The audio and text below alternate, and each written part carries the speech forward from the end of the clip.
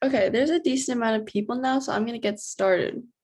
Hi, and welcome to the Market Research and Business Analysis Workshop. This is the first day, and the second one will be Wednesday. Today, we're going to talk about market size and competitor analysis, while Wednesday, we'll be talking about consumer analysis. So at the end of this workshop, we'll have a project where I'll be breaking up people into groups, and then you'll be working on this case study together. And Wednesday, you'll be presenting it. So at the end, just stick around so I can break you up into groups. So our target goals for today are discussing a few things. The first thing we'll be talking about is how to calculate market size. The second thing is how to calculate market value. The third thing is analyzing competitor behavior. The fourth thing is finding market share. The fifth thing is using analysis to promote your own business. And the last thing is we'll be assigning groups to cases, as I said earlier. So there are some basic steps to doing market research. The first one would be to assess your problem and find the tool that's needed to solve this problem. So it depends on what you're actually researching. You just have to figure out what that is, and then you need to figure out what you'll be looking up. For example, if you want to use Google, that's a tool you can use. You can also do like interviewing, asking questions, and that's another thing you can do to solve your problem. The second thing would be to gather and analyze your information through research, which again, you can do online research, you can do in-person research. It all depends on what your problem is. Then the last thing is communicating this analysis to the partners in your firm or potential investors. So in this, we'll be practicing by doing a presentation on Wednesday through your case study. So you just usually make a presentation and you report your findings to whoever is hiring you to do this research. So there are two types of data that we can talk about. The first one is qualitative, which is pretty much data that characterizes and approximates, and it's non-numerical. So it's like characteristics such as colors or stuff like that, while quantitative is numerical variables. So this would be descriptive statistics, hypothesis testing. This is generally just statistics. So some questions to ask when conducting market research is the first one is what will you research? The second one is where should you look? And the third one is who might have the best information to address your objective. So in this way, we can be more specific on how we get our information, and you can look in more specific places instead of doing a wide research, which would take a lot more time and energy. So you want to be more efficient by doing this. So why is getting your market size important? Sizing the market is necessary for businesses that want to seek financing. So obviously, when you're starting a business, you want to have investors so that you can further improve your business. And this could be venture capital. So even though their investment philosophies may differ, most VCs and angel investors want to know that if they're going to invest in a market with large potential size, because they don't want to invest in something that's not going to make them any money. That's just a not smart decision. So our first step to getting our market size is defining your target customer. So this is important towards calculating market size, and you want to create a profile of your typical customer so you can figure out how much of that is there. So given the importance of defining your target customer, it's crucial to set enough time to do a proper analysis. So we're going to look at this example case. A firm has released an app that tracks a newborn baby's progress, and it gives tips to their parents. The firm wants you to define the target customer of their app. So what could we say the target customer is? You can send me this in chat. I'll give you a few minutes to think about it.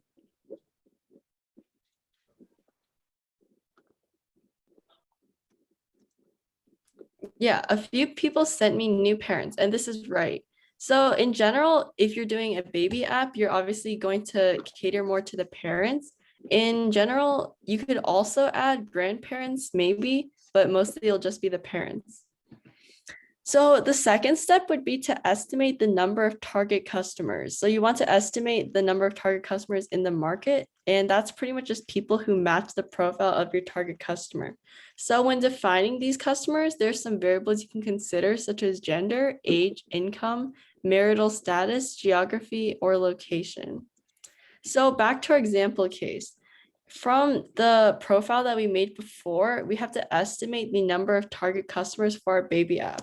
So this is where you bring in your research. So you can go on Google and look up something that has to do with the profile and figure out how many of that target customer is in the market. So when you figure out what it is, just send it to me in the chat.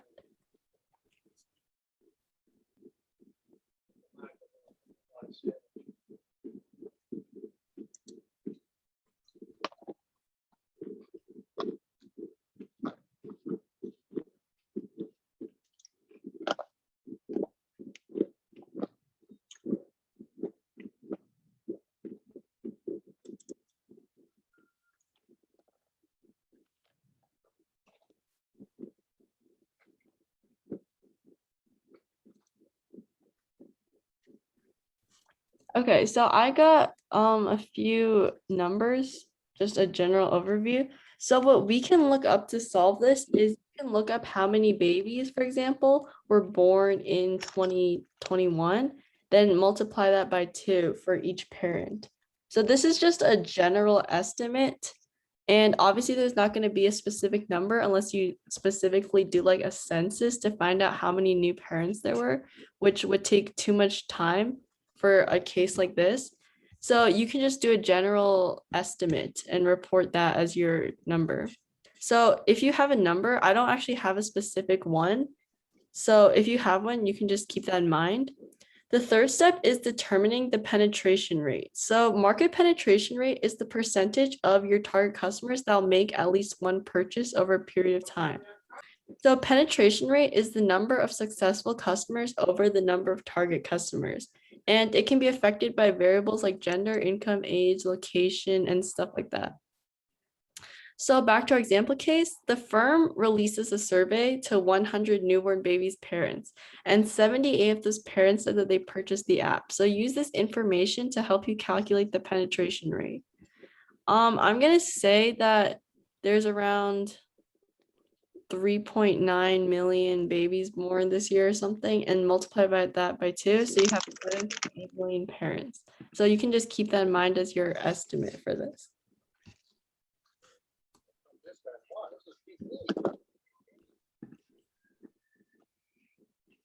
Okay, yeah, so 78% is your penetration rate here. So another question you can think about is what happens to your penetration rate if you take gender or location into account? So for example, if you were taking the gender into account, it's probably more likely that the mom would purchase the app than the dad, because the mom usually takes care of the baby more. So they might purchase this app to help out with giving tips and stuff. In terms of location, something you can take into mind is if you lived in like a rural area where there's not many phone lines or something, maybe it'll be less likely that you have a phone. So then you couldn't purchase this app. Then you can take that into account as some background information for this. So the last step would be calculating market size and market value. So market size is the number of target customers multiplied by the penetration rate. Market value is the market size times the average price of purchase. So if we look at our case, the firm thinks that the price of the app is $5.50. So using the numbers you got for the estimated number of target customers and the penetration rate, calculate the market size and market value.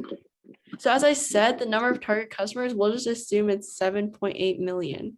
So use that number to try to calculate the penetration rate, the market size and the market value. And when you have those, just send it to me.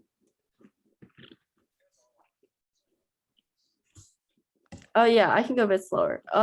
Which part were you confused on? I can repeat it if you want.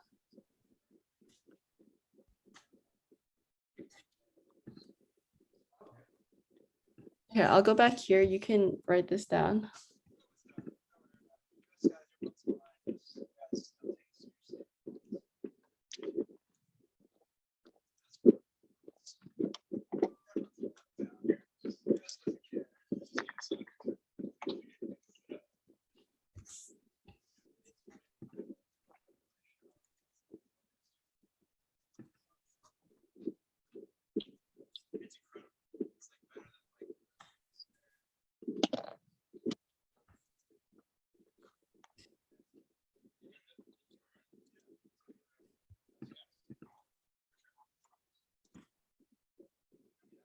Okay, so once you have this number, again, send it to me in chat and I'll just check it over to make sure you understood how to get it.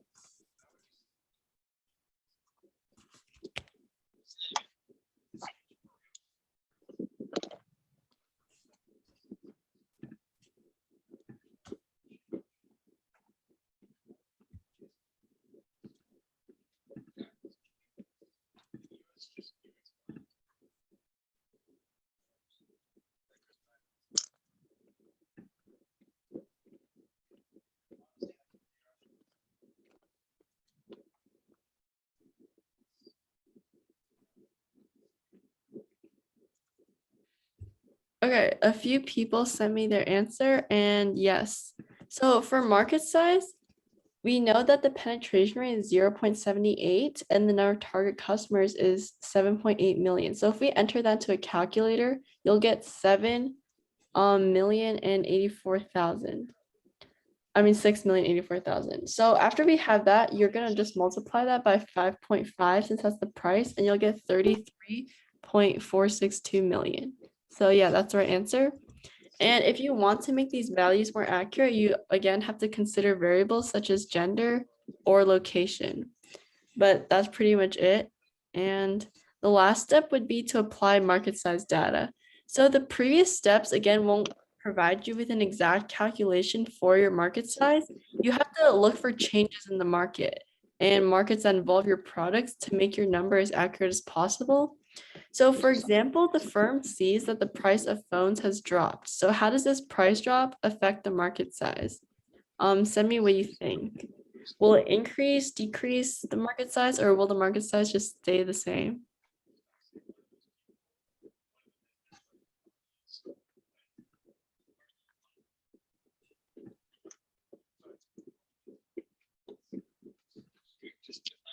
Okay, yeah, people said increase, and that is correct because if the price of phones has dropped, more people will be able to purchase phones, and as a result, there'll be more people entering the market. So yeah, that's correct. Now let's take a look at our second example case. A firm has analyzed patient safety procedures in some hospitals, and they've created innovative technology to increase the safety in their procedures. However, the technology is rather expensive. So we have to answer our questions again. Define your target customer, estimate number for target customers, calculate the penetration rate, and calculate the market size. And the last question, if new regulations mandate tighter patient safety procedures from all hospitals, how does our market size change? So for the first step, what could we say is the target customer for this?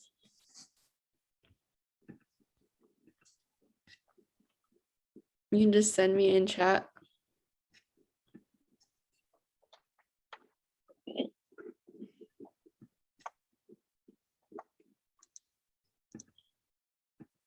Yeah, so our target customer is generally just hospital workers or just like people who run hospitals, just like directors and health directors. So that's pretty much just our target customer. So we want to know the number for the target customers. For this, what we can do is we can research how many hospitals are in.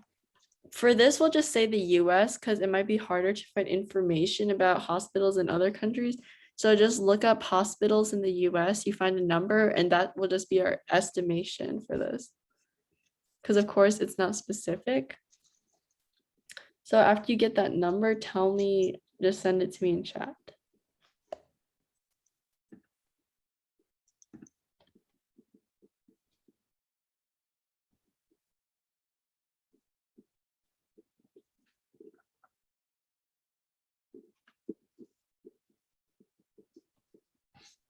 Okay, so we have 6,146 hospitals. Okay, so now we have our number estimation. The next thing we want to find is the penetration rate. So this is just how many of the customers in that target customer range are likely to actually buy the product. So for this, we don't have a survey or anything we can ask. So we can just make up a number. So if there's an innovative technology to increase safety, but it's pretty expensive, probably the hospitals that make more money are likely to buy this innovation. So we can just say Probably 40% of hospitals will get the technology. So with this, we can calculate the market size. So when you have that market size, just let me know what it is.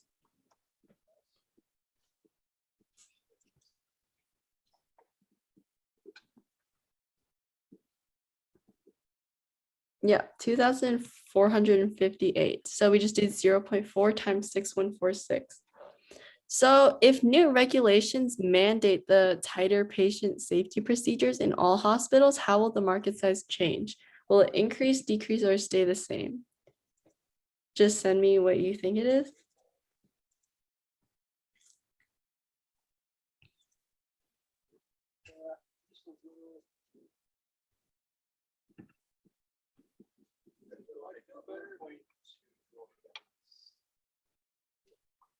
Okay, so I got a few mixed answers from this.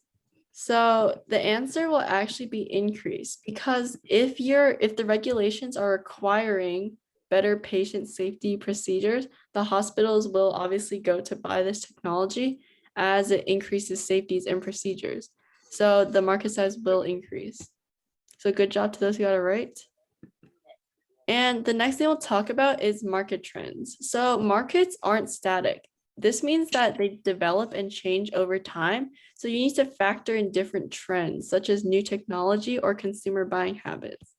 So calculating market size relies on assumptions, but it will help you think about market trends and their impact on your business.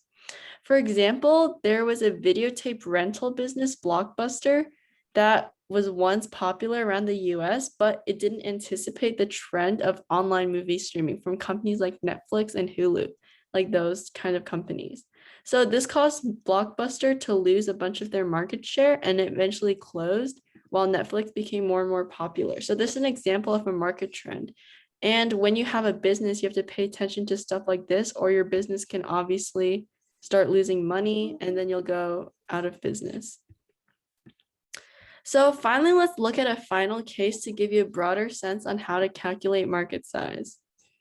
So we want to calculate the total addressable market. Your business specializes in online learning and tutoring for high school students that are taking the AP test. So who is your customer? So I have the answer here. This is pretty much just the students or parents that are concerned about exams who are willing to pay for tutoring and have internet at their home. So this is our definition of our customer profile. Next, we want to conduct desk research to find the number of customers. So you can look at data from sources like the Office of National Statistics, government papers, company reports, and just online research in general. So you want to find the number of students in the US, for example, to start, how many homes with students have internet access, and any information about the percentage of students who have tutors. So if they have tutors, they're less likely to get another tutoring system. So here's our first method. An online tutoring company wants you to calculate the total addressable market for their industry, and they want to sell to students who are taking the AP test. So you need to do research about the following. How many students take the AP test? And I already provided the number on the side. It's about 1.17 million. But this statistic is a bit old, so just keep that in mind if you wanted to do something on this. Another thing you have to research is how many students have access to the internet. So this is around 95% of students. I'm not actually sure if this number is accurate anymore, but you can check in the future. So how many of these students pay for online tutoring? It's 30%. And we're gonna assume that 5% of the students use the firm's business. This can't be confirmed because this is obviously a fake company, but in general, in real life, you would have to use surveys or questionnaires and just ask students if they use this or not. So this is our first method on how to find our market size. The second method is they develop a tutoring sample pack that will be sent to schools, and they want to know how many of those schools will stock their sample pack. So the company will survey 100 schools and ask them if they stock the sample pack, and then 10% of the schools say yes. So the info you have is there are 26,407 high schools in the US. Again, this might be old information, so you'd have to update this in the future. Each school has around 44 students that take the AP test, and one school is surveyed and 14% of the students taking AP tests can buy the sample pack. So this is another way you can find our market size.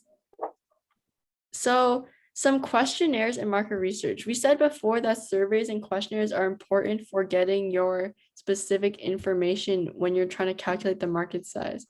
So when conducting market research, it's likely you'll have to use these questionnaires or surveys to get your answers. And you have to include a small questionnaire by your case in your final report. So just keep that in mind.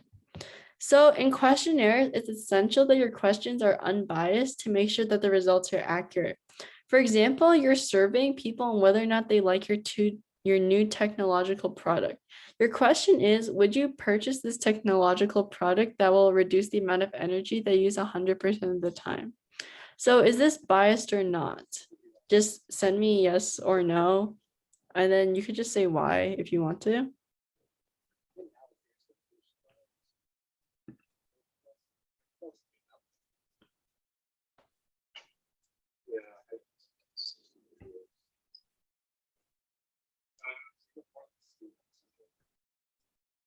Okay, I got a few yeses. So yeah, this is pretty biased, and usually a question, this is kind of just like a obvious question that it's obviously biased, since it's saying it'll reduce your amount of energy 100% of the time without any like evidence of that.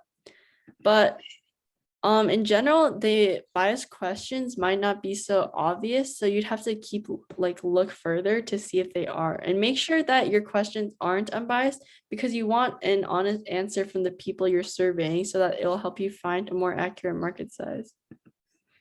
So some important facts about questionnaires are, when you're figuring out who will answer your questionnaire, you have to consider your target customers. So for example, you're going to enter the fashion industry and you want to see who's going to buy your products. So you make a survey asking if people would buy your product, and except you only collect a sample of men to answer your survey. So how would this affect the results of your survey?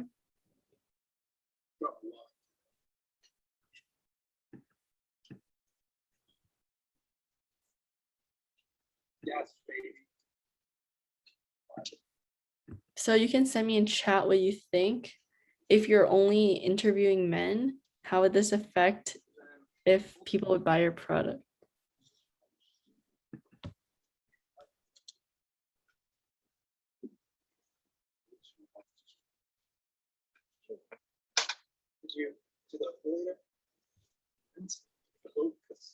Okay, so for this question, you can think about it this way. What if you were making clothes that, yeah, so if you did a survey only catered to men, then you would have information about fashion only from men rather than both men and women. So for example, if you were doing a fashion business, but you were selling clothes that were both for men and women, if you only asked men to answer your survey, you would have a kind of biased opinion about the women's clothes, since they would have pretty much no information about it.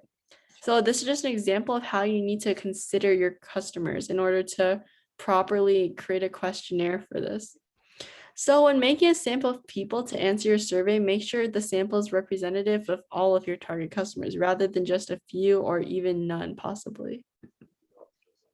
So what questions can you ask in a questionnaire for market size? These are just some examples you can think of. Obviously, there's a lot more, but you can ask about household size, age, gender, education level, where they live, a general area, of course, what their profession is, and their income. So in this way, you can determine if they're capable of buying your product or if they would have interest in buying your product.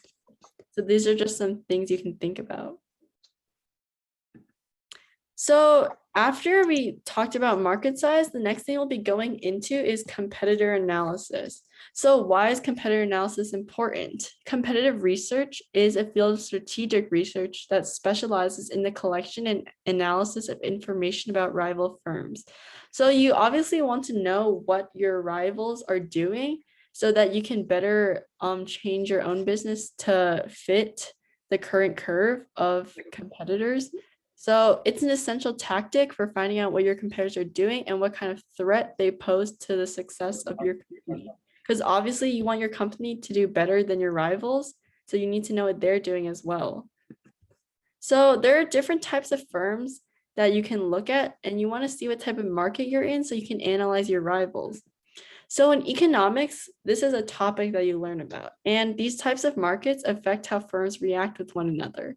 And this topic can help you understand your analysis better. So the first type of market that we can look at is the perfectly competitive market. In this one, there are a lot of different firms. Each firm sells at the same price. The firms sell the same product, and they don't rely on each other to make decisions that much. So for example, like grocery stores, they all sell pretty much the same thing at pretty much the same price. And it's not very varied. And this is just an example of what a perfectly competitive market is. There's not that much competition since you're all selling the same thing. And yeah.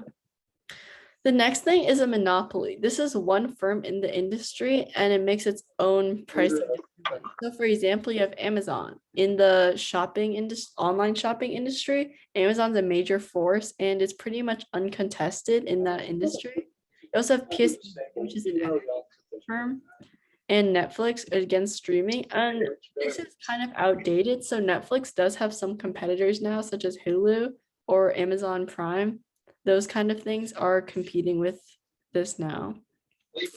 The next thing is monopolistically competitive. So there are many firms and they sell the same type of product, but they are differentiated. And in this one, they actually do use competitor analysis a lot. So for example, you have McDonald's. And in the fast food industry, you have McDonald's, Burger King, Wendy's, all those kind of brands. They all sell the same kind of food in a sense, but their foods are varied in a way because they want to beat their competitors. They don't want to have the exact same product as them. The next thing I have is Instagram, which is a social media. So there's things like Instagram, Twitter, Facebook, all of them are competing with each other to be more popular than the other. So you can think about it like that. So the last one's an oligopoly. So there's a few large firms in the market and they tend to rely on each other to make decisions. So it's interdependent. They'll rely on each other rather than competing with each other. So these are some examples of groupings of brands that kind of work together in order to create this market. So yeah, there's not that much competing against each other. Some basics when you're looking at your competitors are their revenue, how much they're making, the number of employees, the size of the business, the price, the quality, the number of choices that they sell, and the delivery of their product. So these are all some things you can think about. So the most important areas in competitor analysis, this is just a list that you can write down, a list of your competitors, an overview or what you know about them, who their target customers are. Because if you guys have the same target customers, you have to make sure that your product is better than theirs. Otherwise, the target customers will just go to the other brand instead. You want a list of their products or services, what media they use to market their goods and services. So this is just social media like YouTube, Instagram, Twitter, all of those kinds of things. Their current and past marketing strategies, their market value and market share, an analysis of all the strengths and weaknesses of your competition and your own company so you can measure them up against each other. An overview of the strategies that are being used by the competition to achieve their objectives, and an overview of the market and projections for the future. So you can take a minute to write this down. I'll keep it up. And these are just general things that you'll be looking at in your own competitor analysis for your case study. So you want to remember them all so that you have a better grasp of doing this later on. Okay. Okay, so our first step is identifying our top 5 competitors. Obviously, you can do more like top 10, maybe top 15. Okay, what was the second type of market? It was a monopoly. I can go back to the slide if you want at the very end, but just let me know later. So step 1, identify your top 5 competitors. So this seems obvious, but it's an essential first step. Do you actually know who your top competitors are? If you sell product or service online, you're likely competing with dozens or even hundreds of companies that are going after the same group of leads. So if you need a little help identifying your competitors, Google's a helpful resource. By searching the type of service or product you're offering, it's likely a few of your top competitors will show up. So for our case, we're starting a business in the fast food industry and you want to do some competitor analysis. So who are your top 5 competitors? So I listed a few earlier, but you guys can just give me some as well to add to this. So who would you list as your top 5 competitors in the fast food industry? Just send me something in chat. Okay, yeah. So the first one would be McDonald's. Some other ones. Okay, other than McDonald's, what else could we put as a competitor?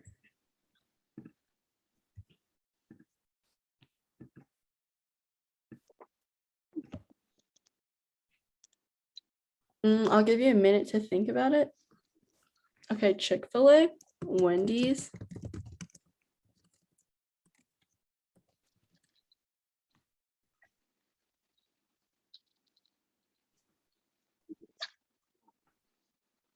What are some other ones you can think about? We need 5, so just 2 more.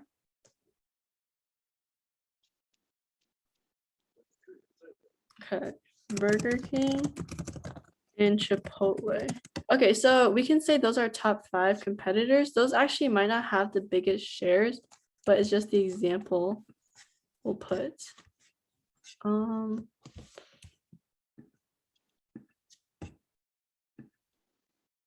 Okay, give me a second.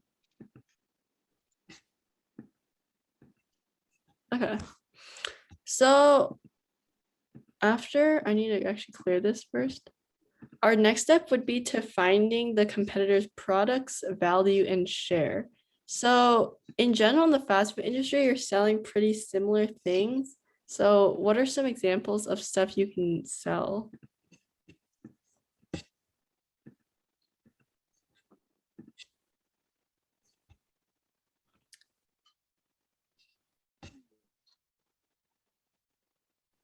Okay, yeah, burgers.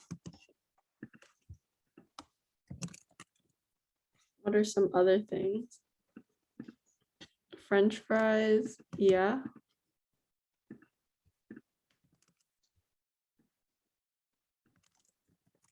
And just give me a few more.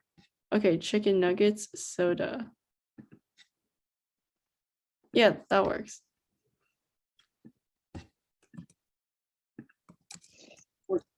Okay, so after we have our products listed, we want to find the revenue and the market share of these. Oh, this was from before, but we can replace Taco Bell with Chipotle. So what is McDonald's revenue? Can someone give me an answer for that?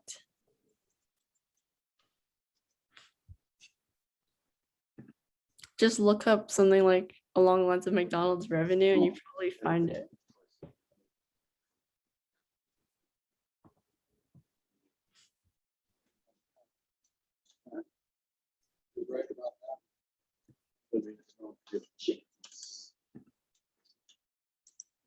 Okay, what I have is McDonald's revenue is $21 billion, but I'm not actually sure if this number is extremely accurate. So if someone has a better one, just tell me. I got 21 billion. Okay, so that is McDonald's revenue. So what is their market share? This is just how much of the market they pretty much own. So when you have a number, let me know.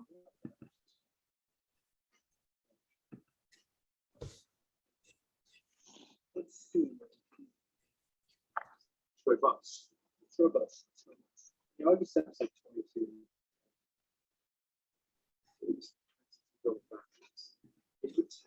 Okay, 62% of the market. So McDonald's has a big share of the market then, if that is the case. What about Burger King? How much revenue do they have and what is their market share? That's a 1 in 5 split.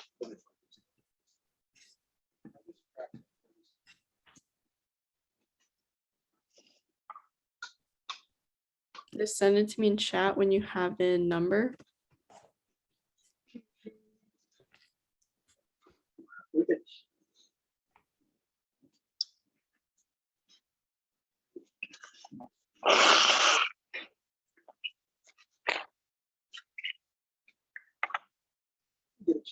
Okay, I believe McDonald's actually has a 21% market share. So I'm just gonna change that really quick.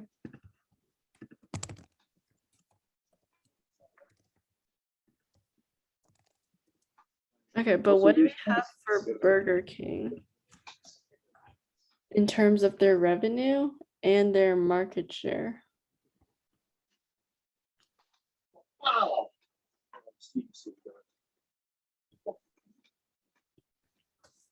Okay, so Burger King's revenue is around 1.26 billion, which is noticeably lower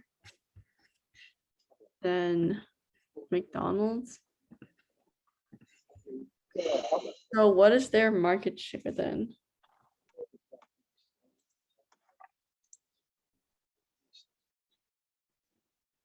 Okay, 1.2%. So again, McDonald's seems to have a lot more market than Burger King does, which kind of shows that they are probably one of the top competitors in this fast food industry, probably the number one competitor. So you can keep that in mind when doing your competitor analysis. We don't have to go through all of them. I'm just going to go to the next slide then. So our step 3 is analyzing our competitors' content. So this is pretty much just how they market, how they promote their products and such like that. So this could be from blogs to websites, newsletters, advertisements, channels, podcasts, or premium memberships. So step 4 would be looking at social media specifically. So as technology is becoming more important in marketing, it's important to track your competitors' social media, as that's how a lot of customers tend to get their information. It's just from social media in general. So the first thing is type of information posted, followers, then likes and retweets, then the frequency of posting. So let's take a look at this McDonald's social media. This is their Instagram, and this is from a couple of years ago, so it's definitely outdated. So their first post is about Mother's Day. So they have this little picture here, and it's pretty much just advertising their burgers and chicken nuggets, I guess. It's just their chicken products. This one's another Mother's Day advertisement. It's just pretty much telling people to go to McDonald's on Mother's Day.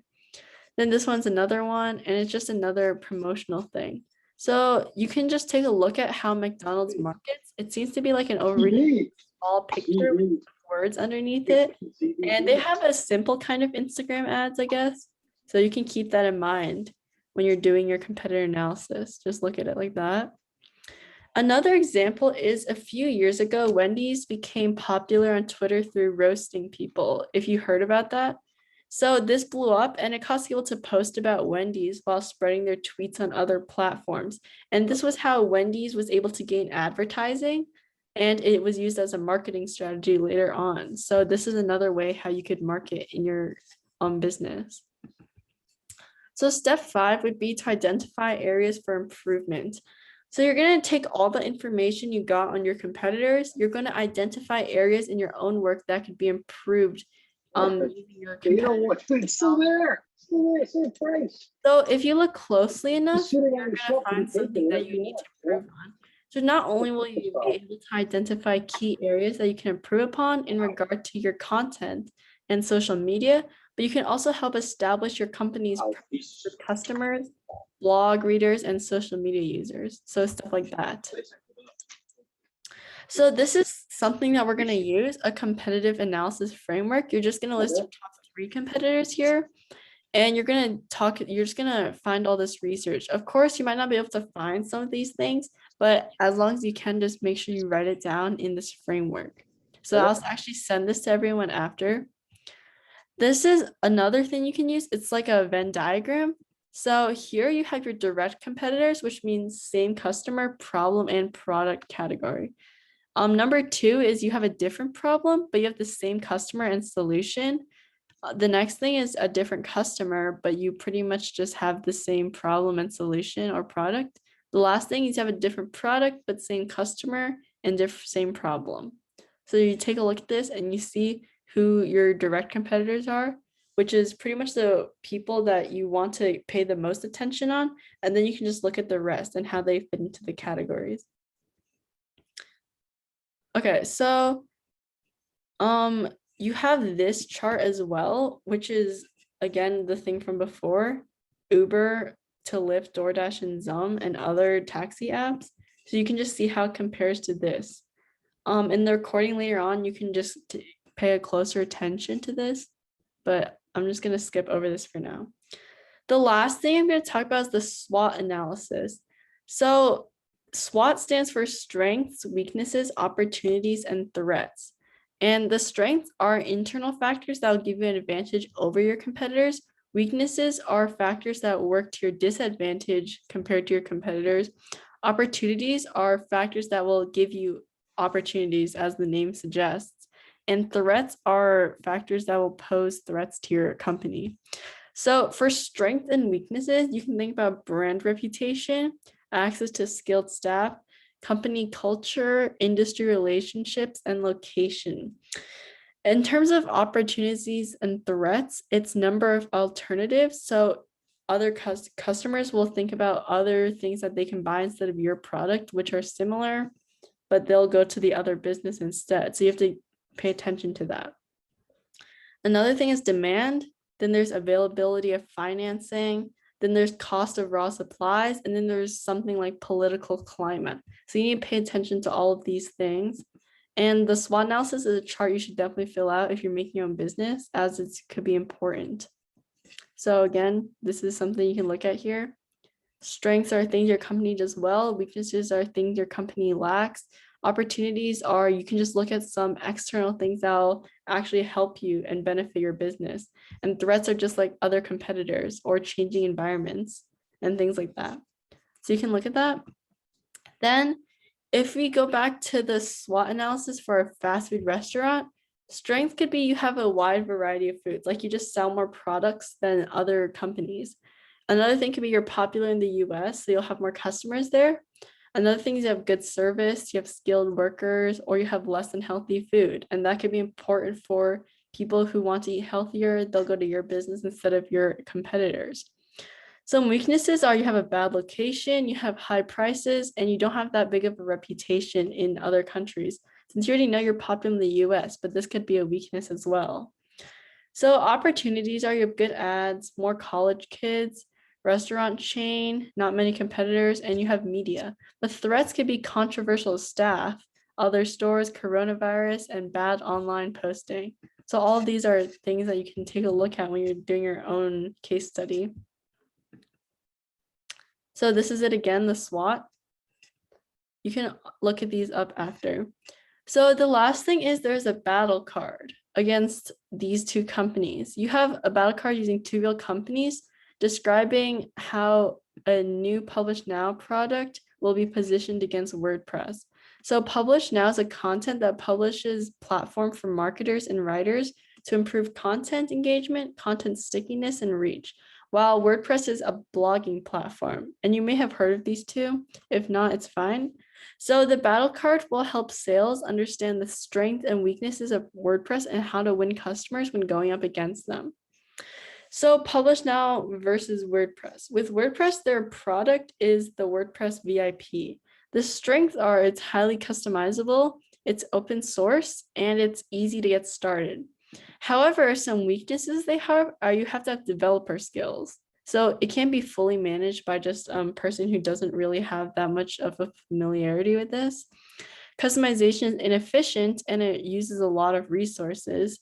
Your formatting custom layout can be extremely difficult to do, and content distribution is pretty limited, so you need additional downloads to do it. Their company is quite large. It has over 3,000 employees, and their target market is just anyone who wants to get started on a blog. So it's pretty much everyone. So why customers choose us? Writers and marketers can manage the whole publishing process without any technical support, so they can do it on their own. Their market presence is quite large. How to win? So this is the step to winning against Publish Now. You have to focus on time it takes from content creation to publishing, focus on Publish Now distribution process, and highlight how Publish Now increases content engagement, stickiness, and reach. So that is how you do it.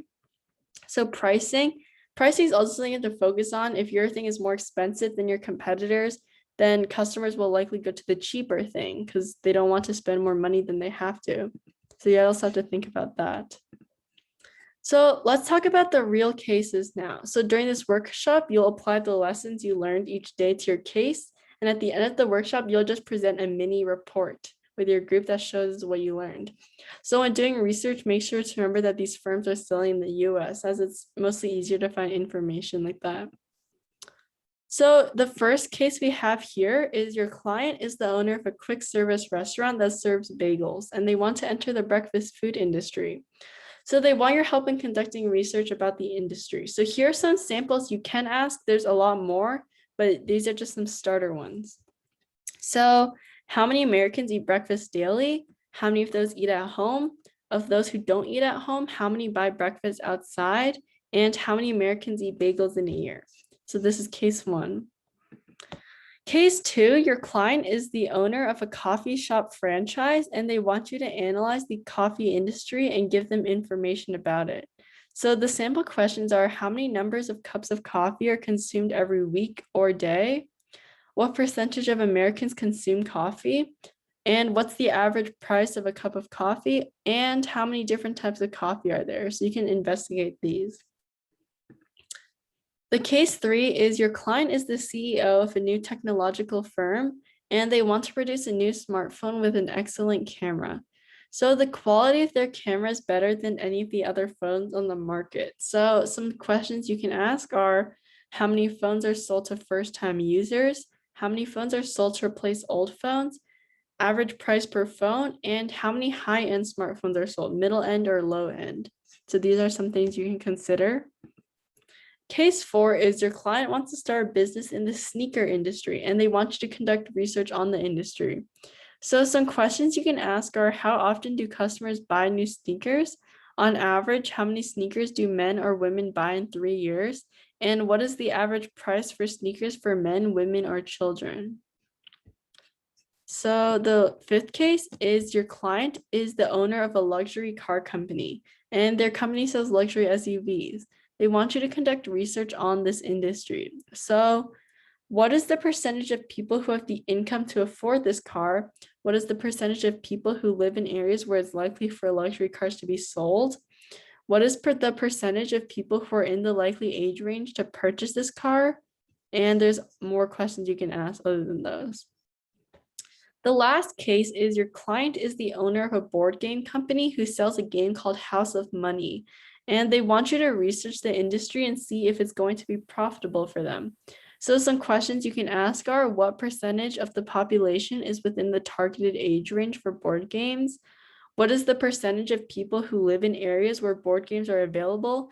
And what is the average number of board games purchased in each household? So these are some questions you can ask. So in terms of competitor analysis, what I want you to include are: fill out the competitor analysis framework for your industry, the Venn diagram analysis, the SWOT analysis, and a battle card. For the competitor analysis framework, there was a lot there, so you don't have to actually put all of it if you can't find it. Just do as much as you can. So that's pretty much it for the presentation. Now I'm going to break you up into groups really quick, and I will give you your cases in each room.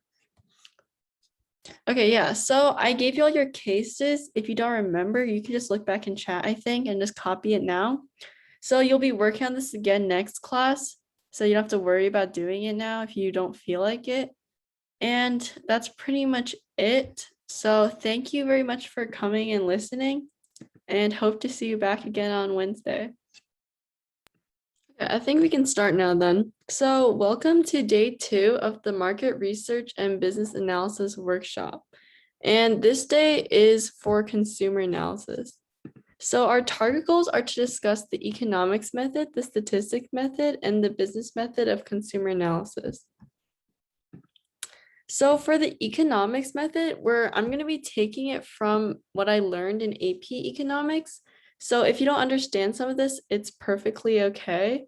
Just know that this is kind of a difficult level of learning. So the first thing we have to talk about is market demand. So what is demand? It's the consumers wanting to purchase goods and services at a specific price. So when the price of a good or a service increases, obviously the quantity that is demanded will also decrease. So here's the graph of a demand graph. As you can see, as quantity increases, the price will decrease because they want to sell more. And as prices increase, there'll be less of the quantity, and also demand will go down. So determinants of demand are income of buyers, tastes or preferences, population changes, price of substitute or complement goods, and future expectations. So these are things that can determine the demand curve. So for example, if income increases, people will want to buy more products, so demand would also increase. And this is like just stuff like that.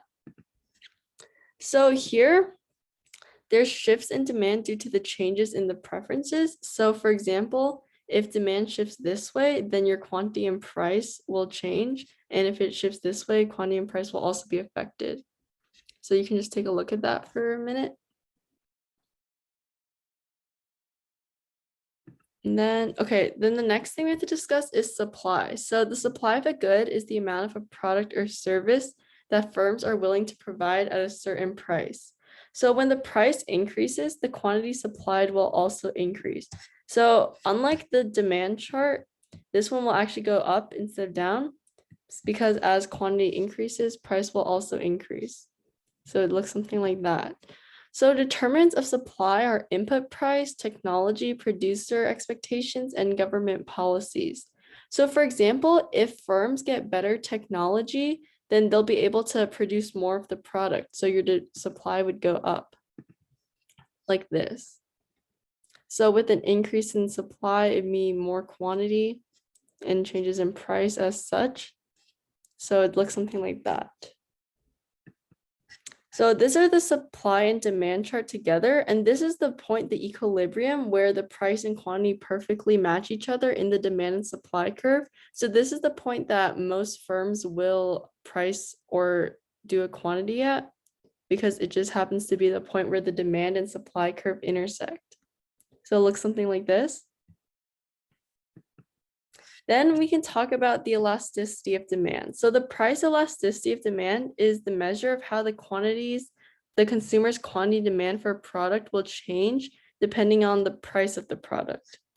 So there's a change in quantity over the change in price. That's what it means here. So if this number is 0, that means it's perfectly inelastic, which means as the price changes, the quantity demanded won't change. If it's between 0 and 1, it means it's inelastic, and that means the quantity demanded the quantity demanded is smaller than the price. So if it's unit elastic, it means it equal to 1. So the quantity demanded is the same as the price. If it's elastic, the quantity demanded is a larger percent than price. And if it's perfectly elastic, it means that the quantity demanded is infinitely the same as the price. So these are how it changes depending on price and quantity. You can just take a look and remember this. So now we can talk about consumer choice, which is utility. Utility is the amount of satisfaction that a good gives a customer when they purchase it. So it's pretty much just like how happy they are when they purchase a product. So for example, we can take a look at this. It compares the number of crackers eaten to total utility and then marginal utility. So if a person eats 1 cracker, they'll have a total of 10 utils. So you'll have a marginal utility of 10. But if they eat 2 crackers, then they'll have a total utility of 19, which means the marginal utility is 9. So if they eat 3 crackers, their total utility will be 28, which means the marginal one's 8. And we can kind of continue this chart as so. So I'm just going to fill it in. And you can kind of see how the utility gained starts decreasing as you eat more crackers, because initially when you eat a cracker, you'll be happier. But then as you keep eating, it kind of just won't change your mood that much. So it'll look something like this. So after, we can take a look at another example. You have $11 and the price of hamburgers is $1 and the price of pizzas are $2. So you can take a comparison between the hamburgers and the pizzas. MU over P means marginal utility over price. So you can take a second to fill this in by yourself. And after, I'll just go over the answers.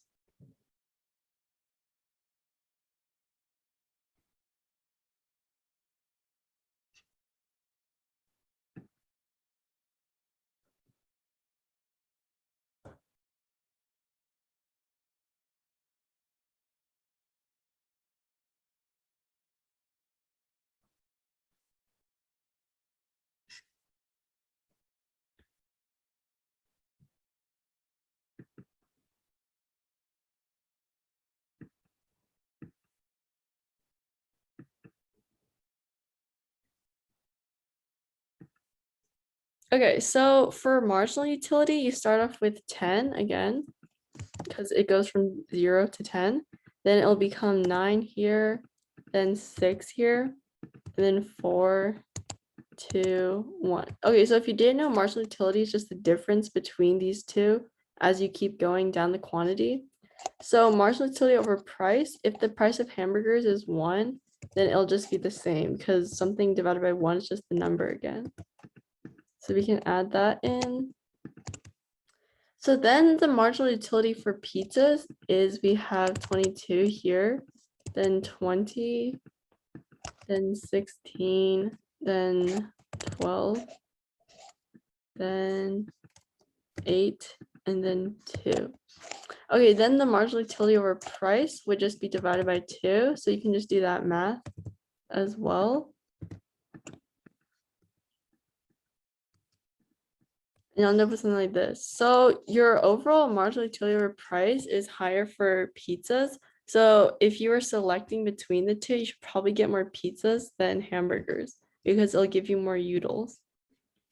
Okay, so now that we've finished that problem, we can go to the next thing, which is the statistics method. So again, I took this from AP Statistics, what I learned in that class. So if you don't understand, it's fine again, but you can just take a look and see if you can figure it out. So the first thing we can look at are confidence intervals. And confidence intervals are used to find an estimate amount of consumers who would use your product. So this is the example I have here. A random sample of 300 students in a school revealed that 92% of them eat food in the cafeteria.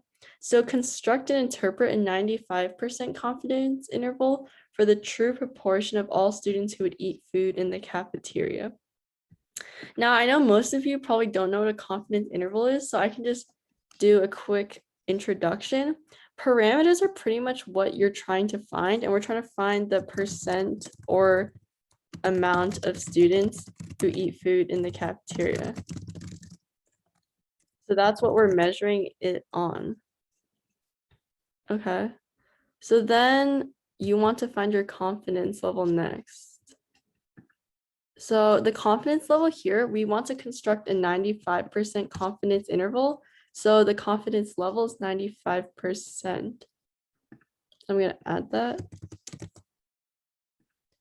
Then the name of the procedure, there's actually two different kinds of confidence interval. There's a Z interval and a T interval. So depending on which one you want, you have to pick one of them. But I'm not going to go into specifics on these. You can just learn about it in a future class. So then the next thing to do is check your conditions. First, you want to have a completely random sample. So we already saw here that this is completed in the beginning, a random sample of 300 students. Then we have the 10% rule, which means that the amount of people you took for this interview has to be around 10% of the total population so that it can be representative, the whole thing. So if we follow the 10% rule, there should be around 3,000 students in the school. So that could just be our estimate. We can say that's right. And then large count just means you want to take the correct amount of students so that you get every single representation in your population. And then this is the formula, but again, I'm not gonna really go over that because it's just mathematical things. So you just take a look at that. And that's just a general overview of the confidence interval. Obviously, there's more steps to it, but I'm not gonna explain them all right now. Like, could you paste the formula? Oh yeah, I can do that after I'm done explaining all the slides because I have to exit it then. Okay, so the next thing is hypothesis testing. So you're in this one, you're going to take a hypothesis and you're going to see if your hypothesis is correct. So in our prompt here, a biomedical company produces a new pill to treat diabetes, and they want to see if it works. So according to older studies, only 60% of people who use an older treatment will see improvements in their health. So the company believes that their pill will cure more than 60% of people with diabetes, and they get a sample for 100 people to test the pill. 80 of the 100 people have changes in their health after taking the pill. So will it be a better substitute for the older treatment? So again, the parameter is going to be the number of people who were cured of diabetes after taking the pill. So we can write that down. Then, okay, hold on, my screen's frozen. Okay. Then the next thing we can do for hypothesis, what we're saying is that the pill will cure more than 60%, and we want to test that. So our hypothesis is that our thing can cure more than 60%. So we can write that down.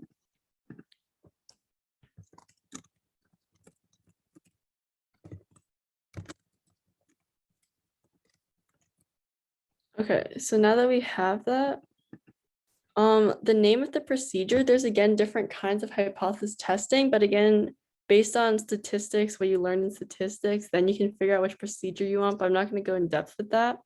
So to check conditions, it's the same conditions as confidence intervals, but the formula is just different here. So you can take that. So P means the when you're trying to get more than 60%, and then minus the initial probability. And then N here just means the number of patients you took. So we already know that's 100 here.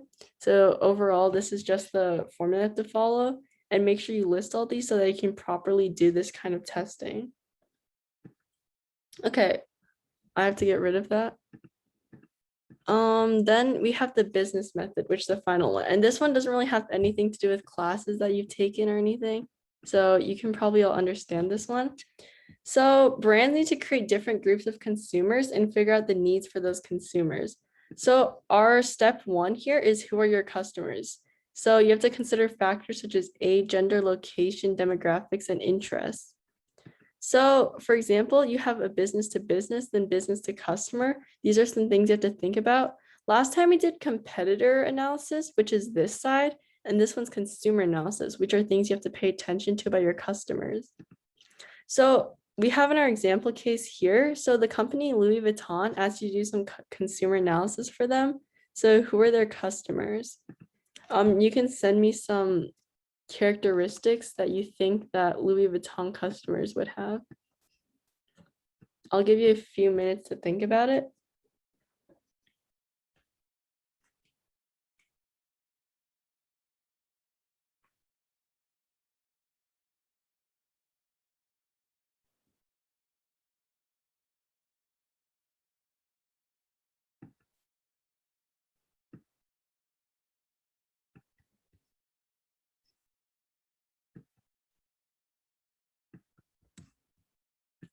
Okay, yeah, a few things are like models or celebrities slash influencers. And some other things we can think about are income, like higher income people will want to buy this.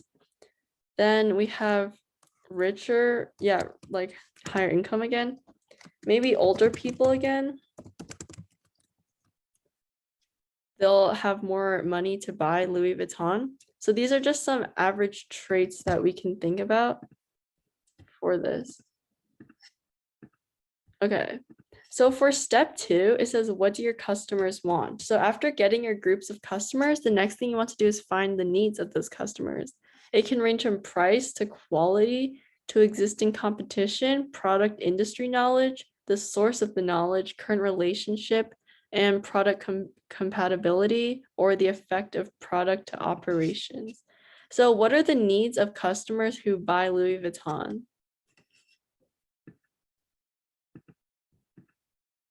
You can take a minute to think about it.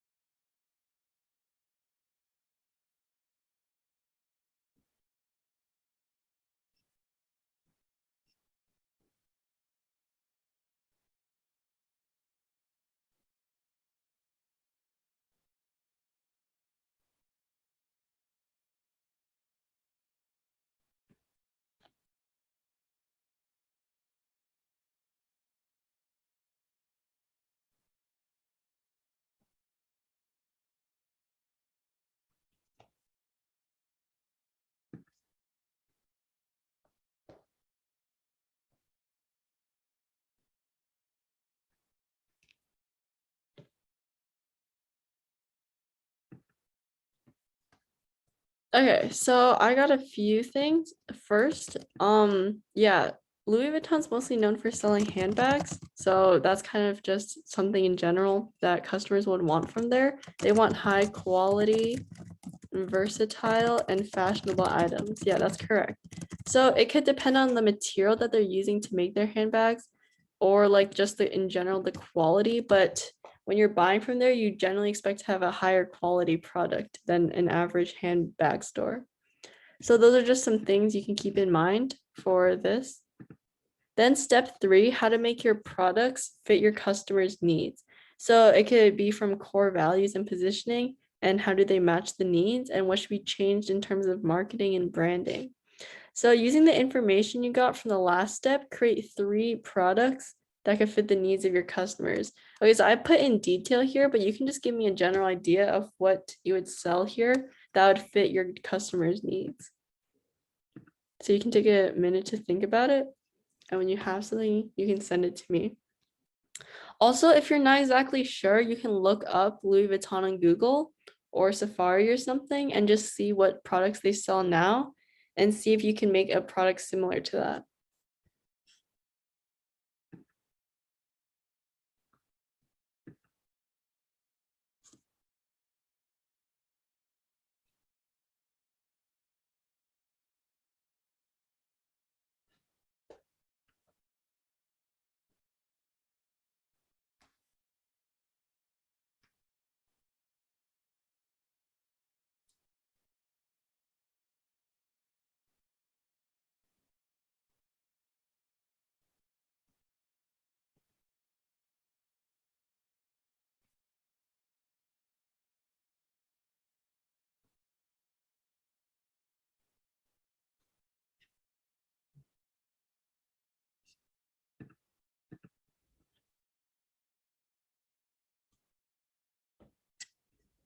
Okay, yeah, one product you can make is a chain handbag with stylish design slash patterns. So that's one example of something you can make. What's another thing? You can send it to me in chat again.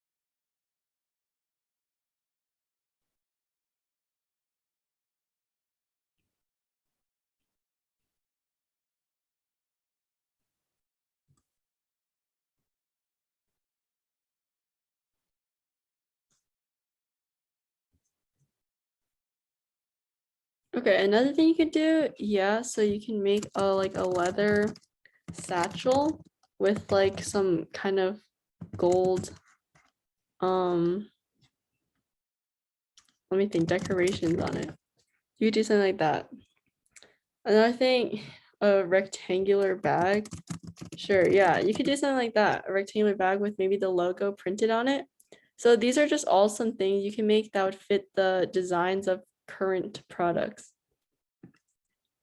So step 4 is advertising. So after you figure out the needs of your customers and understand how your products match your customers' needs, you have to advertise those products as well. So let's create an advertisement for one of the products that we created in the last step.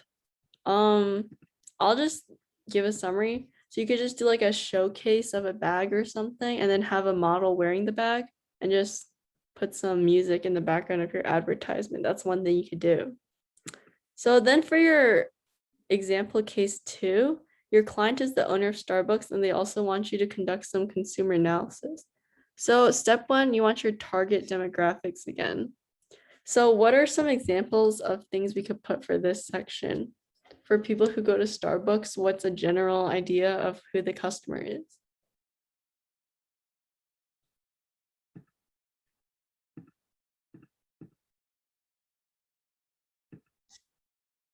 Okay, I have adults. So it's like teenagers slash adults. They all go to Starbucks. So what are some other things?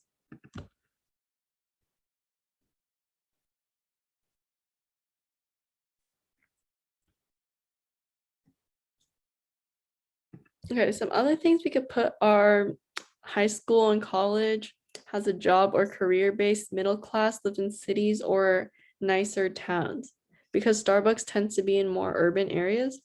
So that's what we can put for this part. First, step one, continued lifestyle and attitude. So what is like the lifestyle of people who go to Starbucks? If you can think of any, just send it to me in chat.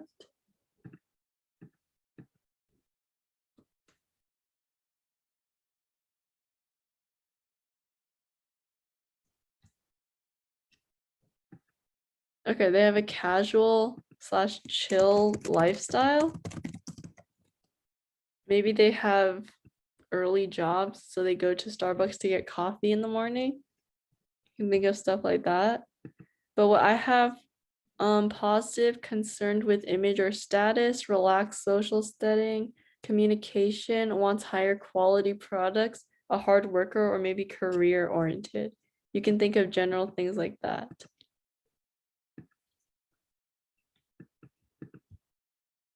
Okay, then step two, the needs of the customers, needs or motivation. So what do they want from Starbucks?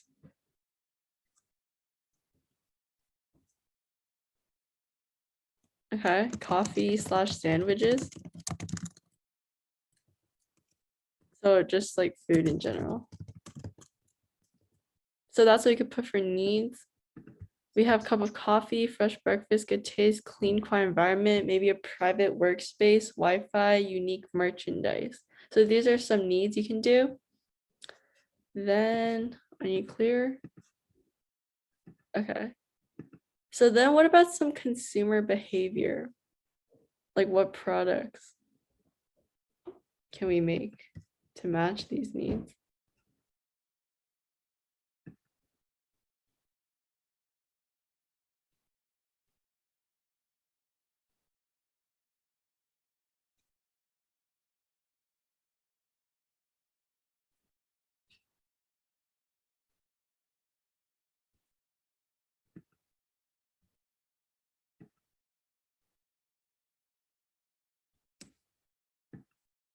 Okay.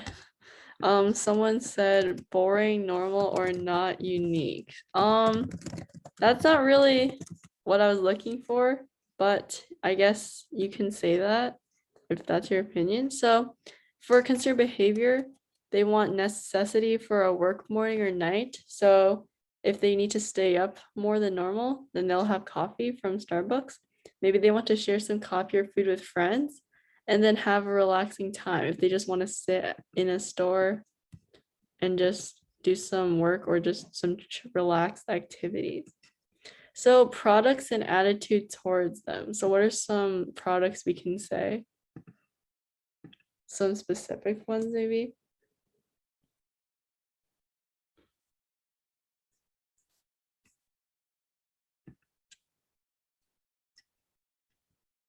Okay, a latte.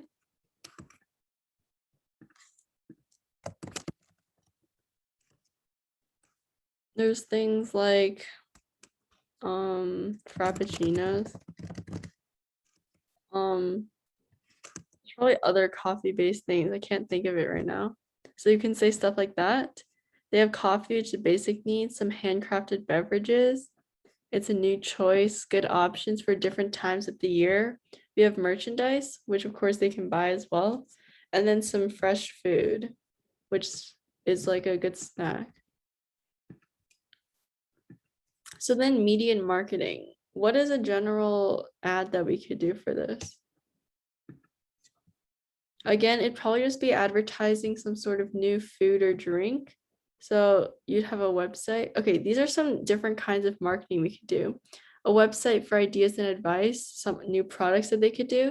They could have meet and greets there, Starbucks cup art, and they have misspelling names, which is a form of marketing that they do. So these are some things that I'll have you include in your report. So you can use the 4 steps from the business method of the consumer analysis, because for statistics method and economics method, you're not really familiar with. So you'll just be doing the 4 steps from these. So thank you very much for coming, and you guys all did a great job. So I hope you guys check out the rest of our STEM application workshops. And if that's it, then I hope you guys have a great day.